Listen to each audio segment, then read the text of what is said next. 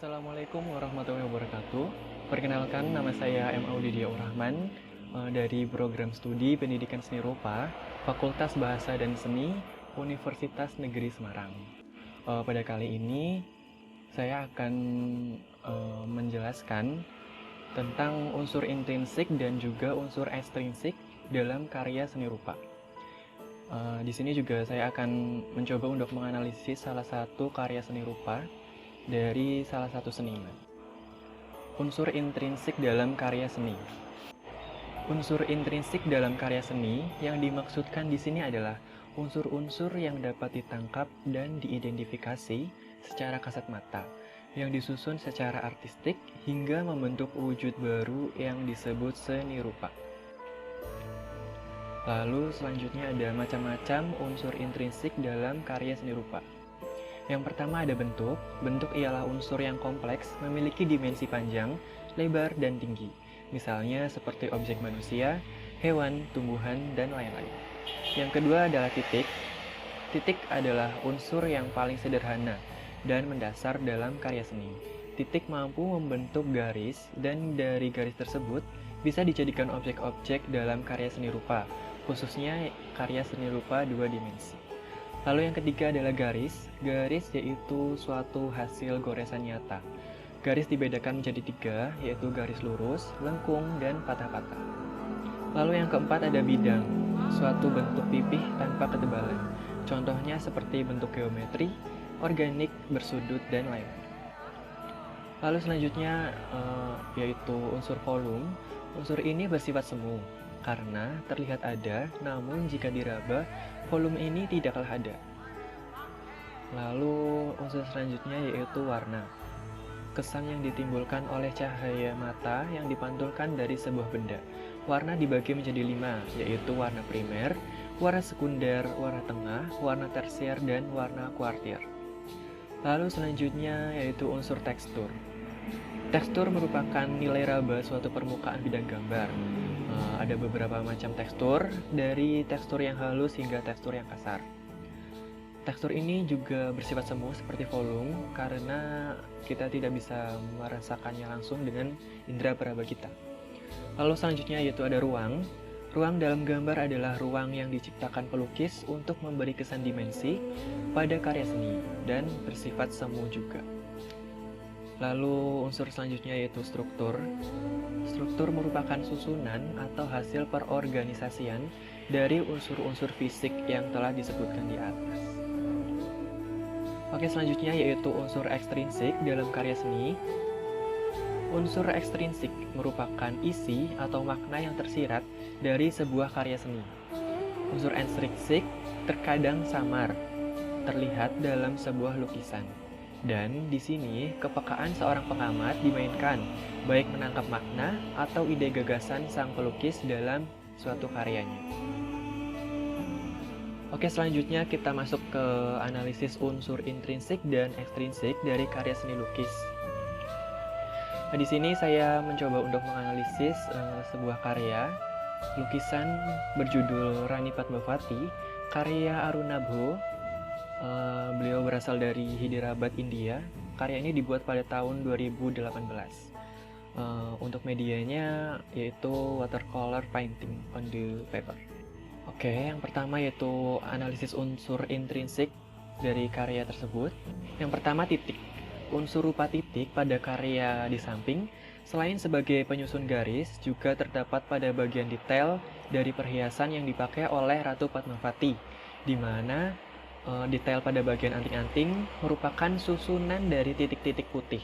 Begitu pula pada bagian detail perhiasan lainnya. Lalu unsur yang kedua yaitu garis. Pada karya tersebut banyak ditemukan unsur garis, terutama garis-garis lengkung yang membentuk motif sulur pada pakaian Ratu Padmavati. Unsur garis juga terdapat pada bagian-bagian lain sebagai penyusun bentuk. Selanjutnya yaitu bidang. Bidang yang digunakan pada lukisan ini cenderung lebih banyak menggunakan bidang non-geometris seperti lingkaran dan oval yang dapat ditemukan pada perhiasan yang digunakan oleh Ratu Padmavati. Unsur selanjutnya yaitu volume. Seperti yang kita ketahui bahwa volume yang berada di karya dua dimensi bersifat semu, sehingga kita hanya dapat membayangkannya saja saat melihat karya tersebut. Seperti pada karya di samping ini, sebenarnya seluruh objeknya bahkan backgroundnya terlihat memiliki volume, dikarenakan adanya efek gradasi atau gelap terang pada lukisan tersebut. Unsur selanjutnya yaitu warna. Unsur warna merupakan unsur yang sangat penting dalam karya seni.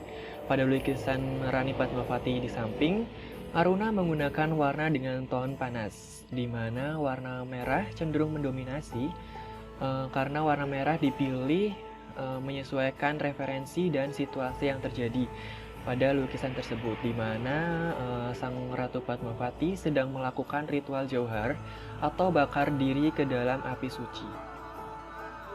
Pengaplikasian warna gelap terang pada karya ini juga sangat bagus, sehingga dapat memunculkan efek realis yang cukup nyata, terutama pada bagian wajah Ratu Padmawati.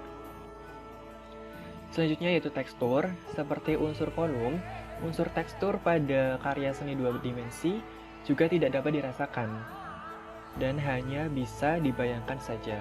Pada lukisan di samping, tekstur yang paling dapat dirasakan yaitu terletak pada perhiasannya, di mana detail dari perhiasan sang ratu dapat memberikan tekstur yang cukup nyata. Tekstur kain yang dikenakan dan juga kulit wajah sang ratu juga menunjukkan tekstur yang halus. Sementara itu, tekstur rambut sang ratu juga terlihat cukup nyata, sedangkan untuk backgroundnya terdapat tekstur api, namun tidak terlalu terlihat nyata karena background tidak terlalu ditonjolkan di sini. Selanjutnya yaitu ruang. Aruna menggambarkan ruang pada lukisannya seolah-olah Sang Ratu Padmawati sedang berada dalam kobaran api suci. Hal ini dapat dilihat pada kobaran api yang digunakan sebagai background utama dari lukisan ini. Lalu struktur. Lukisan ini memiliki struktur unsur-unsur intrinsik yang lengkap. Semua disusun dengan artistik menjadi satu wujud baru yang memiliki kesatuan dan juga membentuk suatu center of interest. Oke, selanjutnya yaitu menganalisis unsur ekstrinsik pada karya seni lukis karya Aruna tersebut. Jadi, lukisan berjudul Rani Padmawati ini memiliki latar belakang cerita yang sangat menyedihkan, di mana dalam kisahnya Ratu Padmawati harus melakukan jauhar atau bakar diri ke dalam api suci demi menjaga kehormatannya dan harga dirinya, dikarenakan suaminya gugur dalam medan perang.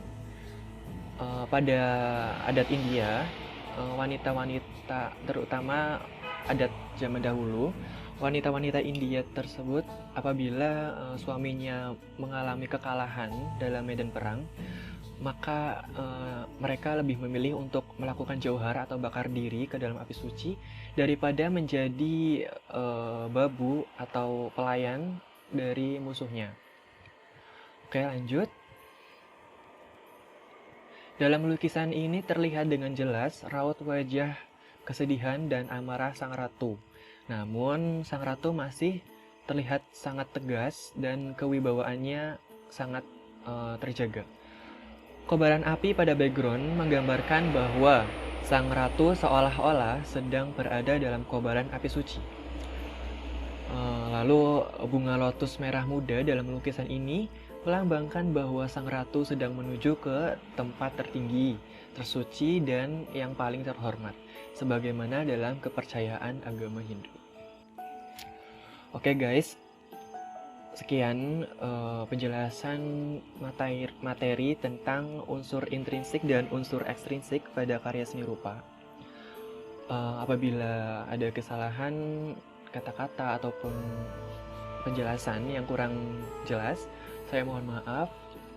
Terima kasih atas perhatiannya. Wassalamualaikum warahmatullahi wabarakatuh.